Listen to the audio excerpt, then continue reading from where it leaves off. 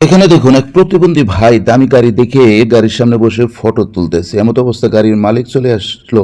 প্রতিবন্ধী ভাইটি গাড়ির সামনে থেকে চলে গেল। গাড়ির মালিক বলল, কি করতেছ? প্রতিবন্ধী ভাইয়াটি বলল, আমি ছবি তুলতেছি। ভাইয়াটি ফোনটি হাতে নিয়ে দেখলো নর্মাল একটি ফোন দিয়ে ছবি উঠাচ্ছে। তো বললো, তুমি ছবি তুলতেছো, চলে যাচ্ছ কেন? আমি তোমাকে ছবি তুলে দিই, তুমি ওখানে বসো। ভাইয়াটি দেখুন তাকে সুন্দর করে ছবি তুলে দিল, গাড়ির সামনে বসিয়ে আবার তাকে কোলে করে গাড়ির ভিতরে ঢুকালো। গাড়ির ভিতরে বসিয়ে পিকচার উঠালো এবং তাকে নিয়ে কিন্তু শহরে ঘোরাফেরা করতেছে। প্রতিবন্ধী ভাইয়াটি দেখুন অনেক আনন্দ হয়েছে, মানে তার মতো আনন্দিত মনে হয় আর কেউ হয় না, এরকম খুশি হয়েছে। সত্যি বলতে তাদেরও মনে কিন্তু এরকম চায়, কিন্তু তারা পারে না।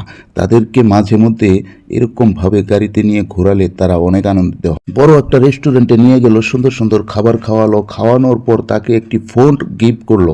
সে অনেক খুশি হলো, খুশিতে কান্না করে দিল। ভদ্রলোক ভাইয়াটির মানবতা দেখে আমার কাছে খুব ভালো লাগলো, তাই আপনাদের মাঝে শেয়ার করলাম।